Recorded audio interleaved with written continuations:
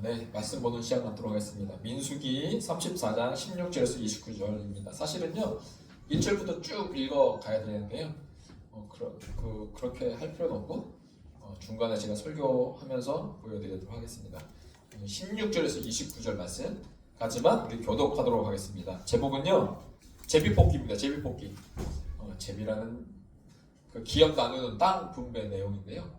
이 말씀 교독하도록 하겠습니다. 여호와께서 또 모세에게 말씀하여 이르시되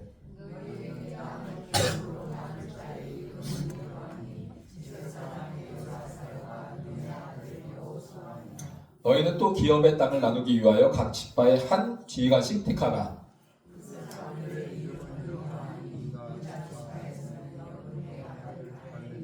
시므온 지파에서는 암미후세 아들 스무엘이요, 단 자손 지파에서는 지휘관 요글리의 아들 북기요,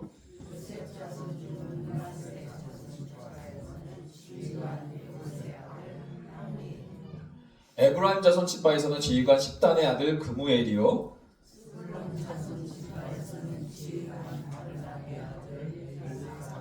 이사벨 자손 지파에서는 지휘관 악산의 아들 발디엘이요,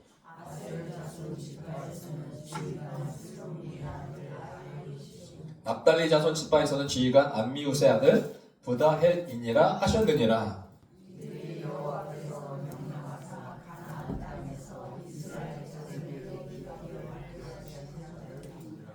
아멘. 이렇게 12지파를 땅 분배받기 위해서 12지파의 지휘관을 세우라라는 말씀입니다. 참고로 여기서 보면 첫 번째 엘르아살과 눈의 아들 여호수아가 첫 번째로 뽑히고요, 땅 분배를 받고, 그 다음에 유다 지파에서 누가 나오면 여분의 아들 누가 나옵니까? 갈렙. 40년 전에도 지휘관이 갈렙이었어요. 근데 변함없이 갈렙 한 사람만 바뀌지 않고 여전히 그 리더로 계속 서 있는 장면을 보게 됩니다. 왜 그럴까요? 그가 믿음으로 하나님을 향해 계속 갔기 때문에 그렇습니다.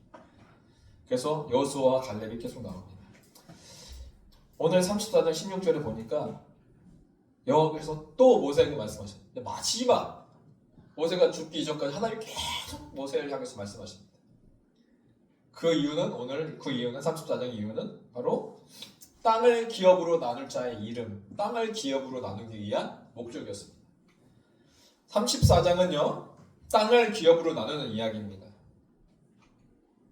그래서요, 오늘 읽지 않았지만 34장 1절부터 보면 이런 내용이 있어요. 여호와께서 모세에게 말씀하여 이르시되 너는 이스라엘 자손에게 명령하여 그들에게 이르라. 오늘 이 기업 분배에 대한 이 말씀은 하나님의 명령이셨어요. 하나님의 뜻이겠죠. 그러면 그 말씀을 들은 모세는 그대로 전파해야 됐습니다. 자, 명령이 어떤 명령이냐? 자, 보세요.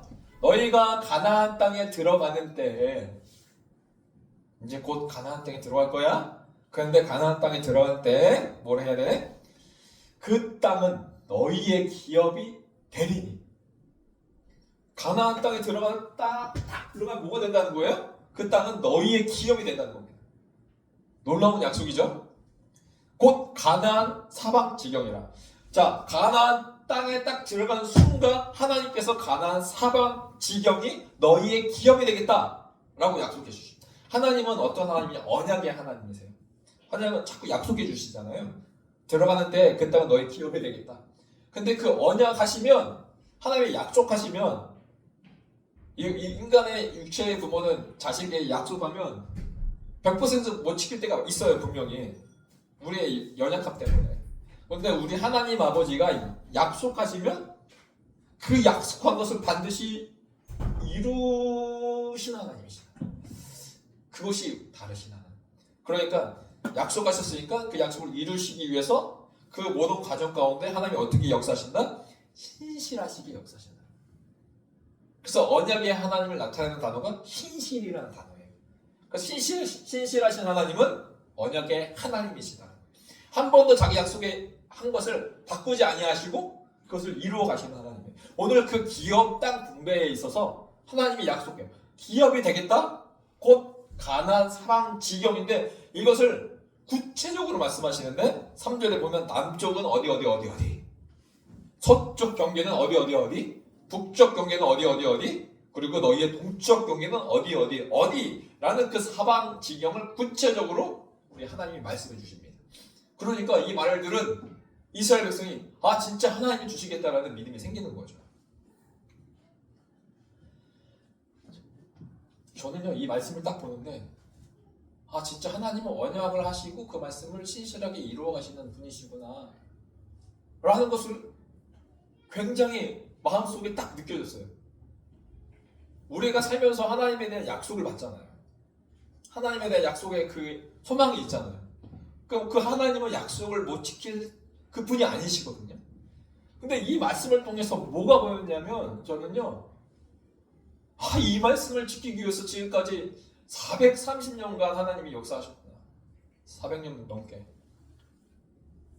창세기 13장 14절의 말씀이 생각났어요.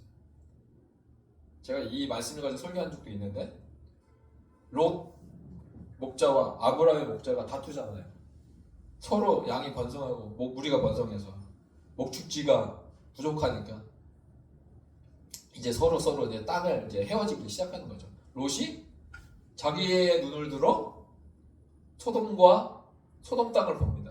소돔 땅을 봐서 소돔과 고모라 땅으로 이제 이사가죠.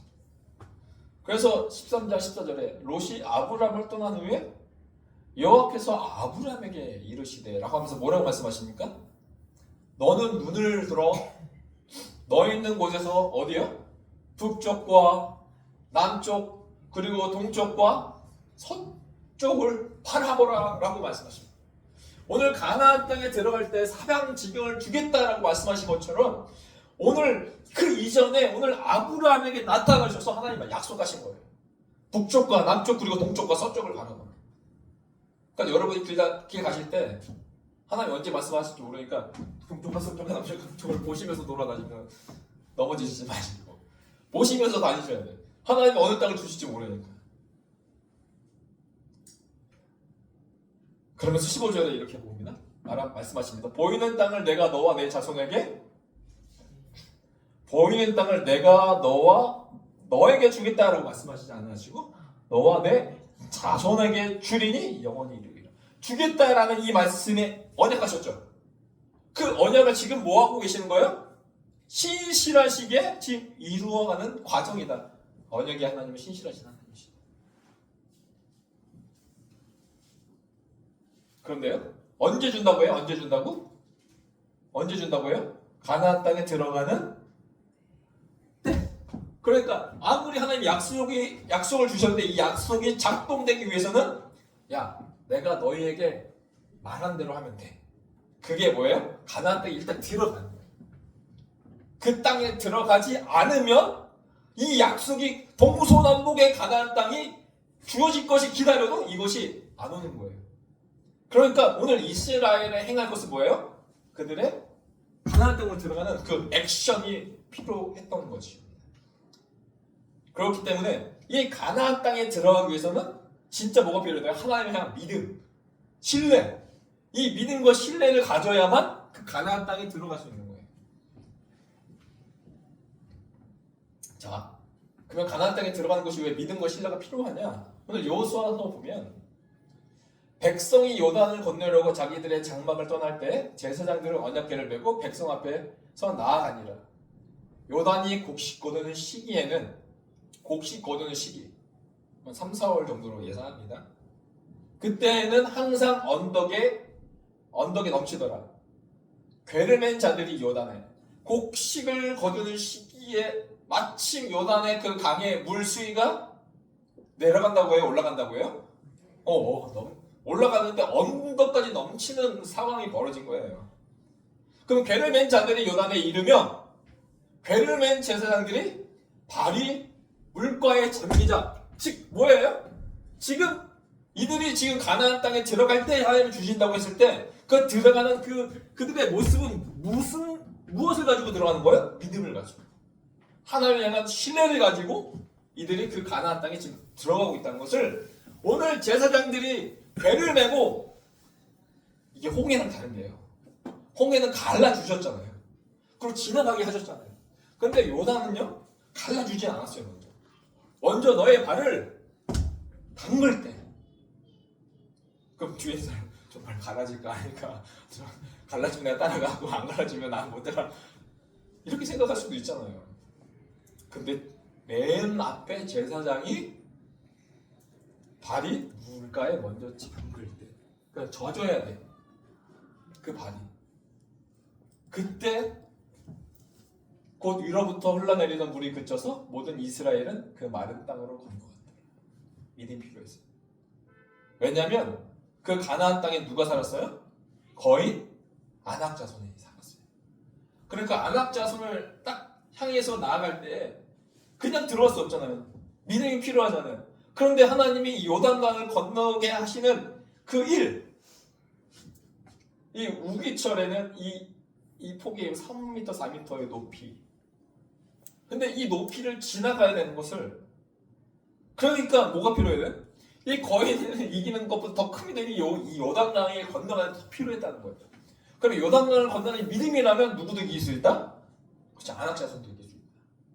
하나님의 그 계획. 그래서 이 건너감으로 이 아낙 자손에게 나아가게끔 하나님이 그 순간순간 역사하셨다.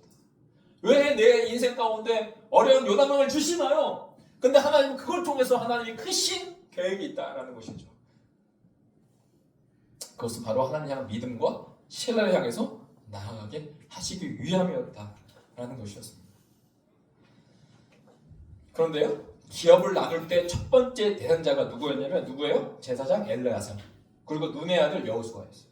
제사장이 가장 첫 번째로 기업을 받을 첫 번째 대상이었어요. 왠지 아시겠죠? 가장 먼저 죽음을 앞서서 나갔던 자가 제사장이었기 때문에. 왜냐하면 제사장은 이스라엘을 이끌어가는 가장 선봉에 섰던 헌신된 자들이었어요. 그러니까 저는 오늘 이 기업을 나누는 상황을 통해서 첫 번째가 누구냐? 제사장인데 이 제사장의 의미가 뭐냐? 이것이 우리 가운데 탁 들어와야 돼요. 이 의미가. 왜냐? 하나님은요, 오늘날 그 제사장은 이 구약에서는 제사장은 진짜 제사장에만 제사장이었어요. 그런데 오늘 예수 그리스도 이후에 그 제사장은 누구냐? 바로 너희다라고 말하고 있어요.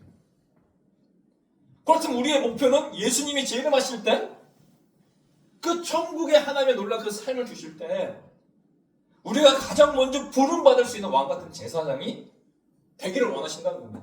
그러면 이 교회에서 제사장이 누구냐? 이 목사 혼자 제사장이 되면 큰일 나는 교회예요. 그건 안 되는 교회입니다.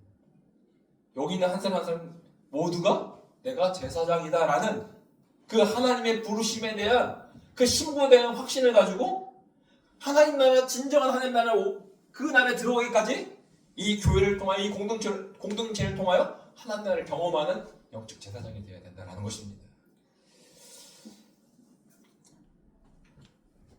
그런데 민수기 26장을 보면 기업을 나눠야 되는데 나눌 방법에 대해서 미리 말해놨어요. 26장. 어떻게 땅을 나눌 것이냐? 민수기 26장 52절을 보니까 또 여호와께서 모세에게 말씀하여 이르시되 이것도 이렇게 하라는 명령이에요. 기업을 나눌 때. 자 어떻게 기업을 나눌 것이냐? 야, 잘 들어. 명수대로 땅을 나눠줘. 인원수대로, 머릿수대로 땅을 나눠줘.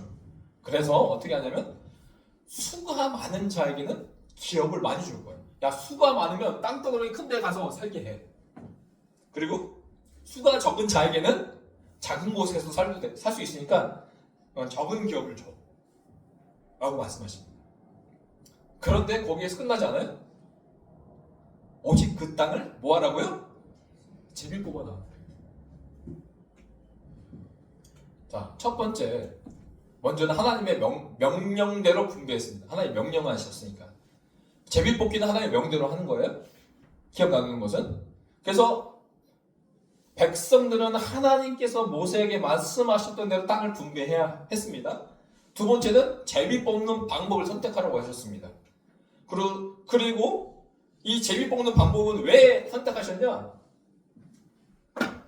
사람이 인간적으로 보면, 생각으로 보면 셋째가 인구수대로 땅을 분배해야 되는데 저기 하이스파가 인구수가 많아. 그래서 내가 저 큰 땅을 주려고 생각했어요.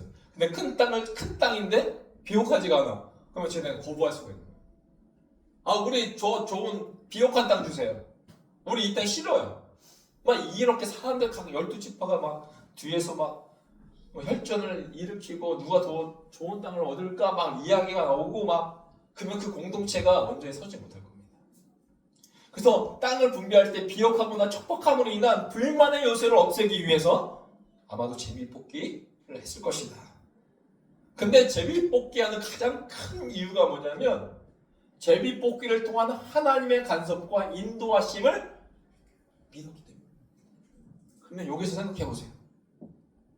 제비를 뽑아야 되는데 이 큰 땅을 이 큰 땅은 반드시 큰 인구수가 가진 지파가 가야 되는데 제비를 뽑아서 큰 지파가 나와서 그 큰 땅을 얻을 확률이 얼마나 되겠냐는 거죠. 딱 뽑았는데 큰 땅인데 작은 지파가 딱 들어온다. 이거 안 되잖아요. 근데 하나님이 이것을 다 뭐 하시겠다는 거예요? 제비를 뽑음을 통하여 다 내가 이루겠다. 근데 여기서 끝나지 않아요. 가만히 봤더니 성경에서 뭐까지 있냐면 넷째, 야곱과 모세의 예언이 있어요. 각 지파별로 하나님이 아까 야곱과 모세가 예언을 했어요. 그러면 하나님이 명령하셔서 제비를 뽑을 때 그 인구수대로 그리고 야곱과 모세가 예언했던 그 예언이 다 짝짝짝 맞아떨어지는 것이 바로 하나님의 제비 뽑기가 되어야 된다는 것이죠. 이게 과연 몇 퍼센트의 확률로 될 것인가 라고 계산하고 싶었지만 제가 수학을 못해서 계산을 못했어요. 아마 이렇게 되기가 쉽지 않을 거예요. 자, 아셀 지파를 한번 예를 볼게요. 아셀 지파. 야곱이 아셀을 어떻게 축복했냐? 아셀에게서 나는 먹을 것은 기름진 것이라 그가 왕의 수라상을 차리리로다. 그러면 왕의 수라상을 차리기 위해서는 아셀 지파의 땅은 좋아야 돼요? 나빠야 돼요? 당연히 좋아야 되죠. 근데 야곱만 축복했냐? 모세가 이렇게 축복했어요? 아셀에 대하여는 일렀으되 아셀은 아들들 중에서 더 복을 받으며 그의 형제에게서 기쁨이 되며 그의 발이 기름에 잠길지로다. 그의 발이 기름이 얼마나 이 당시에 얼마나 귀했어요. 근데 그 기름에 발이 잠길 정도면 얼마나 땅이 좋아야 될까요? 그러면 어떤 땅을 받았냐? 요단강을 가로로 뒤에서 서쪽에 보면 갈릴리바다 요단강 이 서쪽에 보면 여기 빨간색 부분 있죠? 이 부분이 아셀 지파가 제비를 뽑기를 받았습니다. 잘 보시면 뭐가 있어요? 첫 번째 산, 갈멜산이 있어요. 갈멜산이 있고 그리고 여기에 바다, 지중해가 있고요. 평야, 악고평원이라고 있어요. 여기가 평야가 있는 지역이고 강이 여기 기손강, 입다헬강, 리타니강 수많은 강들과 바다와 산과 평야가 다 있는 그 지역이 바로 아셀 지파가 받는다는 거죠. 그러니까 이 말씀까지 다 그리고 지파수의 수까지 이 모든 것이 제비 뽑기를 통해서 다 이루어졌습니다. 제가 간간히 설교 중에 제비 뽑는 이야기를 했어요. 간단하게 말하면 제가 이 사실을 알기에 궁금하잖아요. 진짜 제비 뽑기가 하나님이 하시는 걸까? 여러분 제비 뽑기 하신 적 있으세요? 하신 적 있으세요? 네, 있으시다고 본 사람이 한 분 계시는데 아니 성경에서 이렇게 제비 뽑기를 통해서 하나님이 역사하신 것이 분명하다면 한번 내 인생 가운데 한번 해볼 만 하잖아요. 그래서 한번 제가 부리기나 봐서 여기 살았거든요.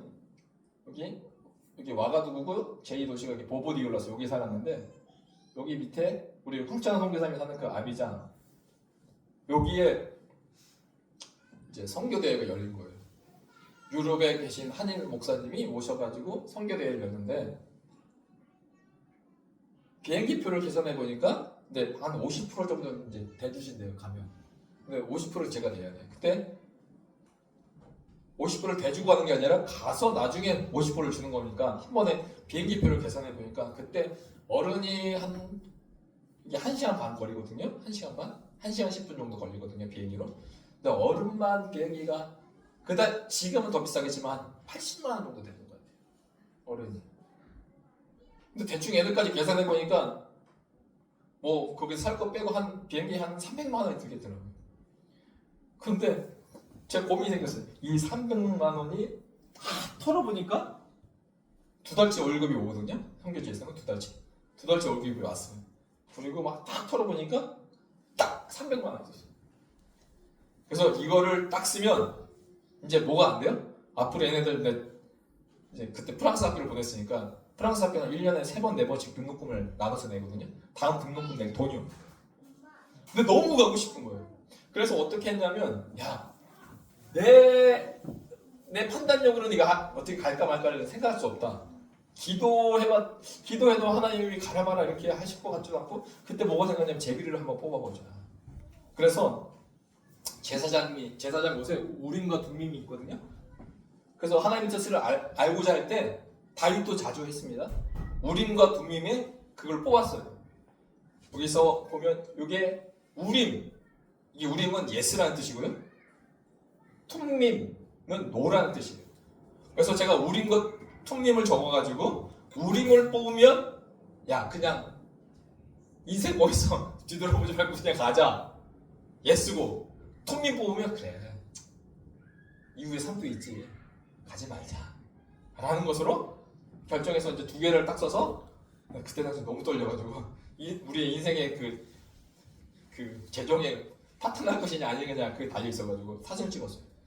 그리고 기도하고 제가 하나를 탁 뽑았어요. 뽑았을 때 이게 오케이 그게 노란 뜻이에요. 딱 뽑았을 때 뭘 뽑았냐? 뭘 뽑았어요? 예, 오케이를 뽑았어요. 예스. 이걸 딱 뽑는 순간 그래 하나님이 가라 하시는구나. 야 진 걱정하지 마 하고 바로 지르고 그냥 갔어요. 영어 통장을 영어로 만들고 그냥 갔어요. 그럼 거기서 그러면 놀란 역사가 일어나서 다 체험을 받느냐 그런 것도 없었어요. 갔다 와서 진짜 힘들었어요. 회복하는 거예요. 그러나 갔어요. 예스라는 경험이 있었어요. 근데 반대로 제가 그 집 전에 살던 그 현대빌라 살다가 어디로 이사 갔냐면 지금 사는 그 아파트로 이사 갈 때 이사를 해야 될 때 제가 6개월 일찍 빨리 이사 가자 제가 아내한테 말하고 이사를 가기 위해서 제가 먼저 이 아파트를 쫙 봤을 때 가장 마음에 드는 아파트를 발견했어요. 왜냐면 그 아파트는 1층이었는데 문 열자마자 바로 테니스장이 바로 앞에 있었거든요. 그러니까 여기 보면 테니스장이 다 보여. 그래서 저 집이다 이 집이다. 그런데 그 주인이 수많은 집을 보러 왔는데 제 인생이 가장 좋다고 인상이 당신에게 3천만 원 더 싸게 주겠다고. 그래서 갑자기 너무 뭐 심장이 벌렁벌렁거리고 3천만 원 더 싸게 준다고. 그래서 당장 집에 와서 어떻게 할까 하다가 하나님도 응답할 시간 없다 제비 뽑자 그랬어요. 그래서 제비를 뽑았어요. 기도하고 제가 아내한테 뽑으라고 했어요. 잘못된 결과를 아내한테 책임지게 해서 그때는 제가 아담이 됐어요. 아담. 그리고 딱 뽑았는데 뭐가 나왔을까요? 노가 나왔어요. 저는요 제비 뽑아서 예스도 뽑아봤고 노도 뽑아봤어요. 노가 나왔어. 가지 말라. 그 3천만 원에 싸게 갈 수 있는 거에 너무 누나 아른거렸는데 전화해서 안 간다고 했어요. 그리고 나서 일주일 후에 부동산에서 저한테 전화 와서 지금 사는 집을 소개해 주시기로 준 거죠. 근데 그 집이 제가 뭐라고 했어요? 항상 토요일마다 제가 신방 갔던 집, 할아버지 집. 그 할아버지가 다 관리비 못 낼 것 같다고 빌라로 이사 간다고 해서 이사 가시면서 그 집이 나왔는데 그 아저씨가 계약했던 그 이전에 아주 오랫동안 살던 그 이전에 전세 계약. 그래서 첫 번째 집 3천만 원 깎아준다는 그 집보다 5천만 원 더 싸게 들어가게 됐어요. 그러니까 예스도 노도 뽑혀도 다 뭐예요? 항상 하나님이 역사하신다. 이게 왜냐면 잠언 16장 34절에 보면 제비는 누가 뽑아요? 사람이 뽑아요. 그런데 중요한 것은 사람이 뽑는 게 중요한 것이 아니라 뽑은 이후의 일에 역사가 누구한테 있느냐가 중요한 거죠. 뭐라고 합니까? 16장 34절 모든 일을 작성하기는 뽑은 사람에게 있습니까? 여호와께 있는 거라고. 우리는 이 사실입니다. 우리 하나님 그 무슨 하나님이라는 거예요? 우리에게 벌어진 모든 일을 작정하시는 그분이 누구시다? 하나님이시다라는 겁니다. 이 사실을 믿는 자가 제비를 뽑을 수 있는 거예요. 제비 뽑기를 하는 이유가 무엇이에요? 하나님의 간섭과 인도하심을 믿기 때문에 그렇습니다. 저는 노를 뽑았을 때 좌절했어요. 3천만 원도 아낄 수 있는데 좌절했어요. 그런데 하나님이 노를 뽑게 하신 이유가 뭐예요? 나의 성급함보다 하나님이 더 좋은 길을 이끄시기 위함이었다. 그런데 많은 사람들이요, 하나님을 믿기보다 오늘날 하루하루 운세를 따지고 그 운세에 따라 내가 살려고 하고 모든 일을 작성하는데 내 운을 따르고 있습니다. 이거 아세요? 제가 뉴스에 봤는데, 그래서 신문에 캡처했어요. 윤석열 대통령 체포한 날 사람들이 그 윤석열 대통령의 그 주민등록이 다 오픈되어 있나 봐요. 그래서 사람들이 그날 체포한 날 오늘의 운세를 윤석열 대통령 이름 딱 쳤나 봐요. 맞아요? 보셨어요? 근데 그날 체포한 날 운세가 뭐냐면 물 만난 물고기 100점 만점에 100점에 나요. 그러면 그런 사람들, 저는 이거 보면서 아니 운세가 이렇게 좋은데 100점 만점에 100점 물 만난 물고기인데 그러면 잡히지 말아야지. 그런데 상황은 뭐예요? 잡혔잖아요. 그러면 이 운세가 뭐예요? 진짜냐? 근데 진짜가 아닌데 이 진짜인 것을 신뢰하고 믿고 따라가는 사람들이 많다는 거죠. 이 거짓된 거예요. 잘 보세요. 제가 그래서 이걸 봤는데 이렇게 나왔어요. 운세가 100점 만점에 100점이잖아요. 오전에 100점, 오후에 100점, 밤에도 100점. 그래서 뭐라고 나왔냐면 매일이 오늘만 같아라 하고 여겨지는 오전입니다. 오늘은 좋은 예감을 따라 움직이는 것만으로도 행운이 주어지는 시기입니다. 이런 날을 맞이하려고 그동안 그렇게 고단했던가 하는 생각이 들 정도로 좋은 시간이 이어집니다. 근데 이대로 되어졌냐는 거죠. 순간순간 그렇게 되어지는 것처럼 보이지만 가장 결정적일 때 꼬꾸라집니다. 왜? 이대로 계속 되어지면 모든 일을 작정하시고 인도하시는 분이 하나님이 아니게 됩니다. 하나님이 말씀하셨어요. 모든 일을 작정하시고 작성하시고 역사하시고 인도하시는 분은 오직 유일하신 하나님 한 분이다. 이 말이 증명되기 위해서는 이것이 아니다라는 것을 우리는 분명히 알아야 합니다. 제가 이사할 때 그래서 이사했잖아요. 여기 이제 아파트로 이사할 때 저희 안방에 침대를 놔야 되는데 침대를 어떻게 놓을 거야 그러더라고요. 침대를요 이렇게 놔주세요 내가 그랬거든요. 이렇게 놔주세요. 그러니까 이사하는 업체에서 꺼려 하는 거예요. 근데 왜? 이거 안 되는데 그래서 왜 그래요? 그러니까 이러면 복 나가요 그러는 거예요. 왜 뭐가 복 나가요? 내가 우리 어디가 복 나가요? 그러니까 이 창문과 문 사이에 이렇게 흘러가는데 침대가 있으면 복 나가요 그러는 거예요. 아 그래요? 그러면 이렇게 놔주세요. 내가 그랬어요. 이렇게 놔줘요. 정말 이렇게 놔주세요. 침대 머리박 이거는 이제 풍수지리설이죠. 그래서 이렇게 해석이 돼 있어요. 제가 보니까 문을 열었을 때 바로 보이는 방향, 특히 창과 문이 바라보고 있다면 더욱더 침대 머리 방향을 배치해 놓지 않는 것이 좋다. 왜냐? 머리가 문을 바라보게 되면 마음의 불안함이 생기고 이와 동시에 압박감을 느낄 수 있다. 저희 아내가 제가 코 골면서 자는 거 시끄러워하거든요. 압박감을 느끼면 그렇게 잘 수가 없는데 그렇게 머리 눕는 방향 또한 잘 따져보고 선택하셔야 합니다. 오히려 그래서 제 집을 이렇게 했어요. 문을 딱 열잖아요. 침대가 있고 문이 없어요. 여기 딱 사이에 모기가 더 생겼어요. 아니다. 우리 침대만 이렇게 놓을 것이 아니라 하이 침대도 그냥 대문을 열자마자 바로 연결되는. 얘는 대문부터 시작해서 중간문부터 시작해서 베란다 문까지 그냥 연결되는 일자로 그냥 침대를 딱 놨습니다. 진짜 복이 없어지나 안 없어지나. 우리의 삶은 이런 삶이 아니다.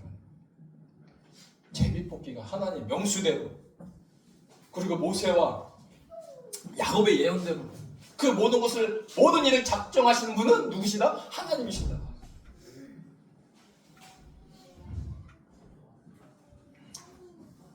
자, 마무리 지려고 합니다. 땅을 분배하는 과정에서 근데 특이한 점이 한 가지가 있어요. 특이한 게 뭐예요? 요셉 지파가 다른 지파보다 더 많은 분배를 받아요. 12지파가 분배받을 때 레이가 빠졌죠. 레이 지파는 이제 하나님의 구별된 지파이기 때문에 이번 땅 집회 분배를 안 받습니다. 12지파가 이제 하기 때문에. 그래서 요셉의 두 아들이 참여합니다. 므낫세와 에브라임. 그런데 첫 번째 므낫세가요 둘로 나눠져서 분배를 받습니다. 그래서 요단강 동편과 서편 다 받습니다. 그리고 두 번째 에브라임이 한 지파로 분배를 받습니다. 이 에브라임이 중요한 게 뭐냐면 둘째잖아요. 근데 이렇게 축복하잖아요. 이 에브라임 지파에서 누가 나오냐? 여호수아가 나와요.